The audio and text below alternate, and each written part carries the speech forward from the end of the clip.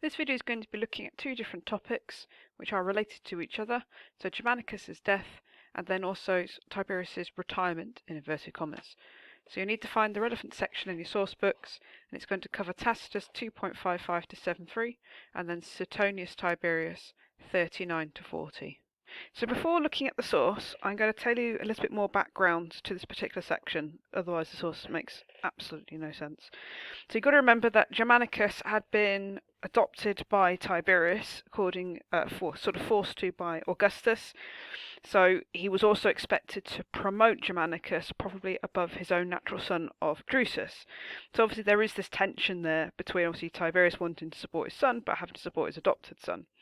And he also saw possibly that Germanicus was a bit of a threat because he was very popular with the army and was generally kind of a liked guy.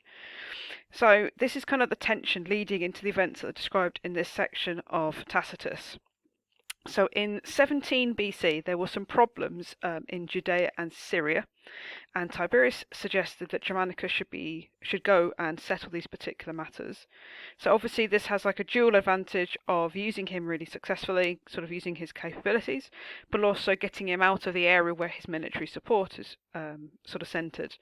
Tiberius also sent a new person to be the governor of Syria, which is a guy called Gnaeus Calpurnius Piso, who is mentioned in this source. So Piso seems to believe that he's in Syria to kind of curb Germanicus's kind of hopes and dreams, and he starts sort of undermining Germanicus's sort of appearance in the area. So in 18 AD, on his way to the east, Germanicus is welcomed and everyone really supports him. Piso's travelling behind and undermines him. At some point, Piso overtakes Germanicus in Rhodes and arrives in Syria, where he starts to turn the legions to his side instead of being on Germanicus' side. And this leads to a meeting where the two basically sort of shout at each other, and it's all very unpleasant. The following year, in 19 AD, Germanicus goes to Egypt, and this causes a problem because Tiberius says he hasn't got permission to do so. And sort of Tiberius saw this as kind of undermining his position quite strongly. So, I don't know where I was going with that sentence anyway. While Germanicus is in Egypt, Piso continues to undermine his activities. Germanicus ends up returning to Syria. Piso chooses to leave, and at that particular point, Germanicus falls really, really ill and dies, which is what this source also describes.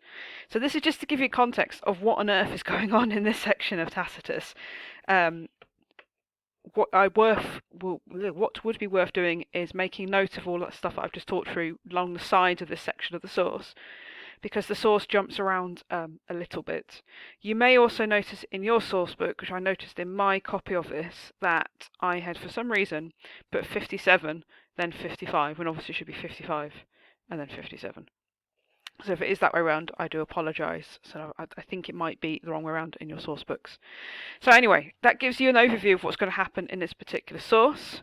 So we have here, obviously, Gnaeus Piso, as mentioned, is aiming to undermine Germanicus, and starts to attack Germanicus's kind of behaviour, and sort of makes this comparison against people who had sided with like Sulla and with Antony, and says he's obviously very dangerous, etc., etc., which is what all this is going on about in Athens. So Germanicus is aware of what's being said against him, but he behaves really mildly because he's generally is quite a nice guy. So there's a storm that sort of sweeps Piso off his boat, and he makes sure that ships are sent to sort of save him, which is very nice. But this doesn't sort of quell Piso's behaviour, and obviously at some point he sort of overtakes Germanicus and arrives in Syria. And this is when he turns the legions against Germanicus. So I use bounties and bribery, attentions by the humblest private, by dismissals of the veteran centurions, and the strict commanding officers. So he kind of brings them over to his side, and it causes a little bit of problem, as described in here. His wife, Plancina, sort of seems to be taking part of all of this as well. She starts attacking Agrippina and Germanicus. And some of the troops that had sort of stayed loyal to Germanicus, she starts to kind of like target them. and it's all very unpleasant and quite nasty. And then, really irritatingly, the specification makes this jumper section, and then we end up with I'm reading this through. So Germanicus is unhappy. Piso has been ordered to take the legions into Armenia, but has ignored to do so. And then, hang on, I'm just reading the whole section again. Nothing is really solved. Piso doesn't really go and meet Germanicus, and when they do, they don't get on, so he sort of sits there looking really kind of like moody and unpleasant.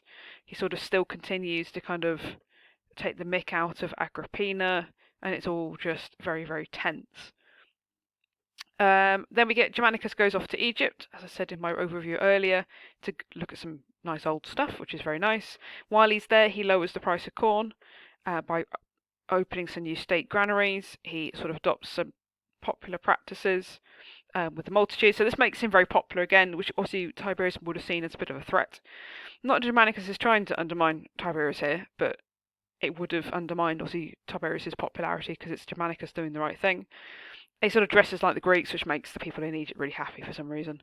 So Tiberius sort of posts this kind of, like, not literally posts, but sort of sends out this sort of quite leaning criticism of his dressing and what he's been doing, but he says, but you shouldn't have been there in the first place because you have to have the consent of the emperors. Like Augustus had done the same, so you should do the same. And he's going to rebuke him publicly as a result of it. And then there's this section of Tacitus, which you can see I have not highlighted in the slightest. So basically it's Germanicus on travels. So he goes up the Isle and he sees like some temples and there's some inscriptions. And it's the tribute list of those subject nations under the Egyptians and what they had to pay. Not sure is any relevance other than if you're interested in travel documents, then there's a really nice description of Egypt when Germanicus visits it. So anyway, Germanicus is obviously going to be leaving leaving Egypt, to go back to Syria. So he learns that all the orders issued by him to the legions and cities have been rescinded or reversed, so everything he sort of promised is gone. And he sort of is blaming Piso for this, which is probably true because Piso was undermining him. Piso decides to leave Syria, and then he's almost immediately he hears that Germanicus is ill as he arrives. And so he sort of leaves the area again. He's kind of seemingly hoping that Germanicus is going to die. The fact that the disease is so sudden and so horrible is that Germanicus then believes that Piso had poisoned him. And he gives some kind of like weird explanation of why he thinks it's that. And it carries on. So Piso is growing urgent imperative to be left alone with this province and his legion. So this is what Germanicus is saying. He's sort of saying, oh, I'm being poisoned. It's obvious because Piso wants all the power. And he composes a letter of renouncing any friendships with him, and he basically dies not long after. And he sort of suggests, I am cut off as I am by the villainy of Piso and Plancina. Report to my father and brother the agonies that rent me, the treasons that have encompassed me. So he blames Piso. And I'll come back to that second in the story, which is what this is going on about. So I'm skipping loads of it because a lot of it is just really long-winded Tacitus explanation. He then dies. He has a funeral which doesn't have a big procession. Has loads of really nice eulogies and recollections of his virtue because, as I said, he's a nice guy. Again, some sort of explanation of why he's such a nice guy in here. So he's sort of compared to Alexander the Great. He's got great military fame. In fact, we will highlight those little bits because it says he's just all-round good general, good guy, nice guy. And then there's kind of this debate about whether or not he was poisoned. So it's not in this particular source, but I will sort of fill you in a little bit more as well. So we've got Piso is brought back for trial in Rome, but actually the main charge was that he was stirring up some civil war in the province of Syria, which, if we look back at the behaviour of the fact I've got up here, where is it? The fact that obviously Germanicus having promised all the stuff is then rescinded by Piso is probably a fair point. Piso then commits suicide because he realised that Tiberius is not going to help him, even though it was obviously Tiberius that sent him out to Syria in the first place. The Senate passes a series of judgments about him and his sons. And it appears that sort of Tiberius is trying to kind of brush this all under the carpet. So that's an interesting kind of aside. Maybe there's this kind of conflict between Tiberius and Germanicus. Either way, it ends up with Germanicus's death. Poisoned, maybe, possibly not. So as a result of this, we lead into the second topic, which is about Tiberius going into some sort of retirement. So he loses his son, Drusus, and his adopted son, Germanicus, has died. So Tiberius decides to retire to Campania, and he sort of suggests he's never going to come back and he's going to go and die there.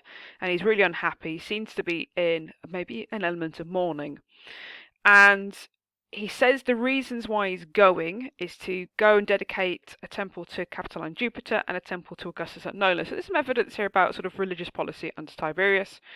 But he does this task and he goes to this island, and he likes the island because it has a small beach. It's a fascinating insight into Tiberius there.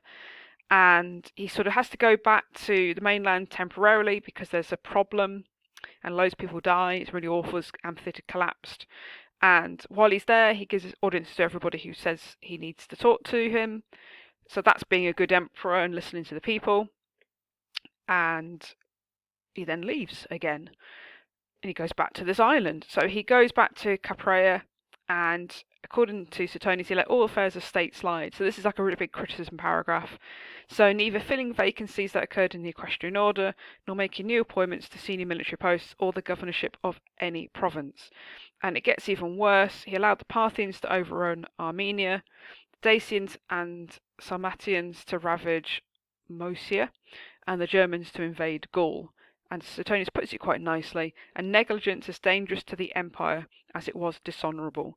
So some of these things was put in place by, God, I forgot his name, Augustus. So obviously remember he'd sort of conquered, in inverted commas, Armenia. He'd dealt with the Parthians. So obviously this is all undermining Augustus's sort of legacy.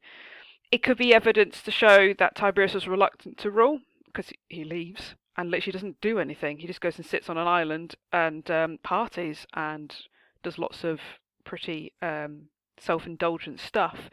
And as a result, things start to go quite horribly wrong in Rome, which is going to lead us into the next source video, which is going to be talking about Sejanus, as you can see at the bottom of the page.